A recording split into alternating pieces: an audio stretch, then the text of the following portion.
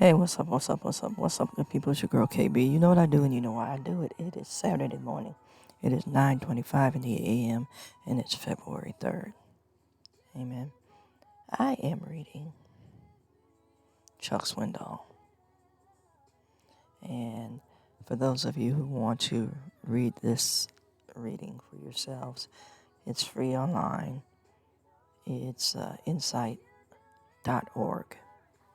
Amen. You know, he used to have this television show, Insight for Living. And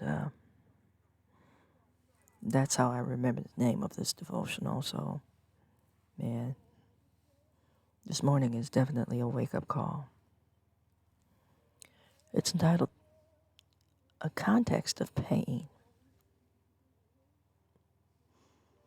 And, you know, as I've shared over a period of time here, past year, you know, I shared about the pain of grief and the pain of loss. Now, there are two different types of pain. I need to say that. And they're also interconnected. I need to say that as well. See, you can lose something and grieve for that loss. And you can lose a person and grieve for that loss. So you can lose people and things. Amen. And losing a person doesn't necessarily mean a physical death. You know, as in leaving the mortal plane. It can mean losing a connection, losing a tie that's important to you. You know, it's a physical death in a sense, but it's more of an emotional pain that lingers. You know, death is finite. You know, losing a person with that emotional pain, that losing that connection, has a bunch of open-ended questions attached to it. Amen. Let me just get into this reading. I want us to think about those things I just presented as I read this, though. Amen. It says, there is nothing like hope in the truth to clarify perspective and keep you going. Hope in the truth. And that's important to remember, hope in the truth. Because I'm going to tell you, you know, hope in the truth helps you deal with death. You know, like I said, when somebody leaves this mortal plane, you know, that's when you really lean heavily into the promises of God, especially if the person was a believer. Amen. Okay. But I want to say, on this earth, in our walking, talking, everyday life, most of us hope in a lie. You know, we want what we want when we want it. We want it how we want it. So then we get invested in lusting and coveting.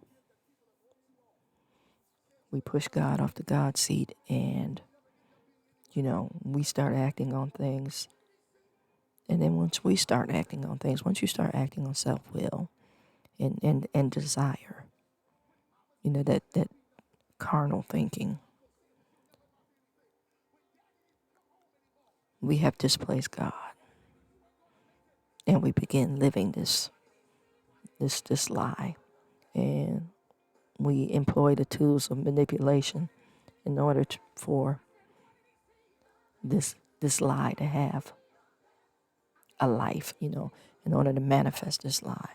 So again, we go deeper into a carnal mindset. Amen.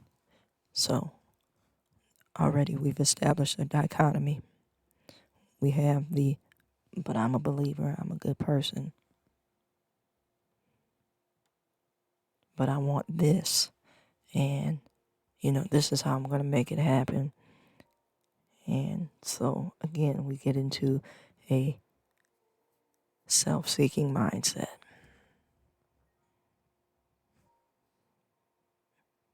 So, getting back to this reading, there is nothing like hope in the truth to clarify perspective and keep you going. Enduring a painful journey can be done a lot more easily if you embrace truth as your traveling companion.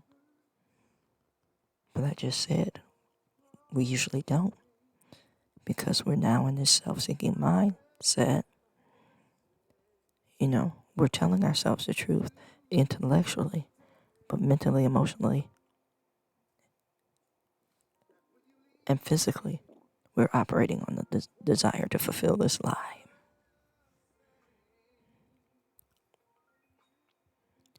It says, not only will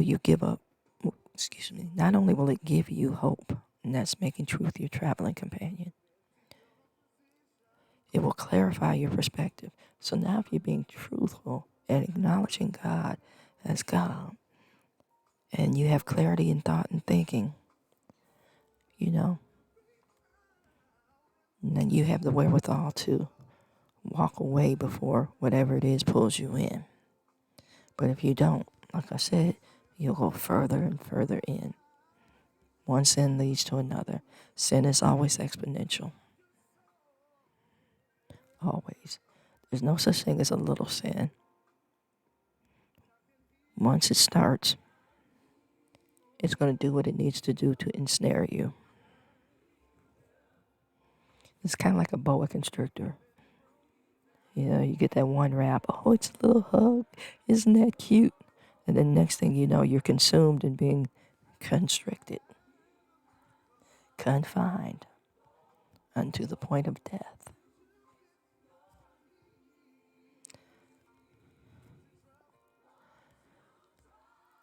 It says, not only will it give you hope, but it will clarify your perspective. Truth reminds us that God is alive, just, and good. Okay, that word just. Why is it there?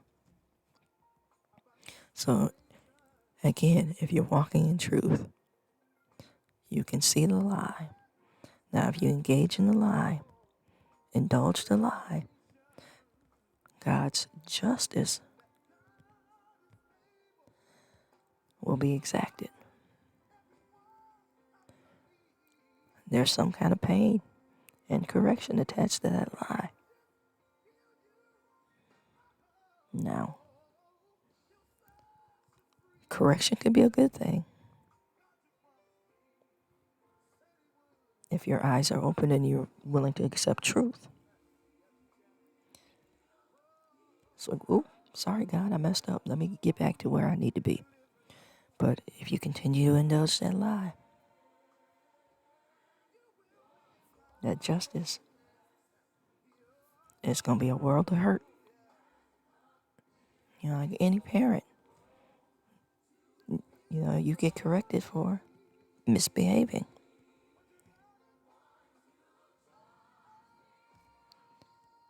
Okay, let me get back to this reading. The writer says, I say again, wrong will be ultimately judged. Today may seem dark and terribly long, but there will be a bright tomorrow.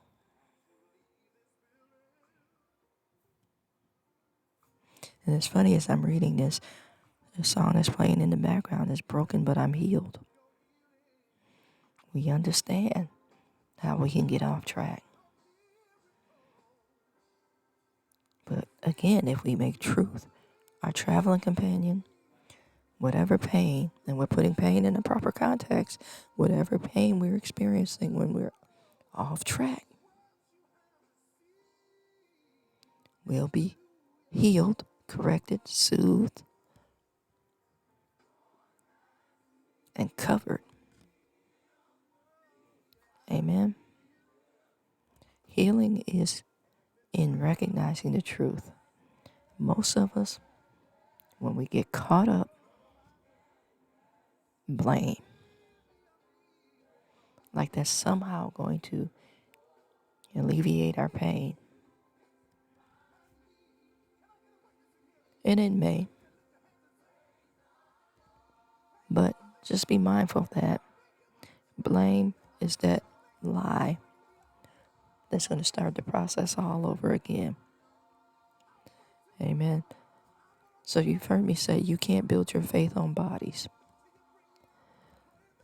So how many times are you going to keep acting on this lie? Knowing that you're attempting to build your faith on bodies. Amen. Whatever pain you're experiencing, you're giving to other people. And sometimes there are innocent people that are the collateral damage for your poor decision making, for you romanticizing that lie. Amen. We're putting pain in its context. And how we put pain in its context is that we treat our pain with our truth. And I don't mean our subjective truth. I mean the truth, the real, the whole. God. Amen.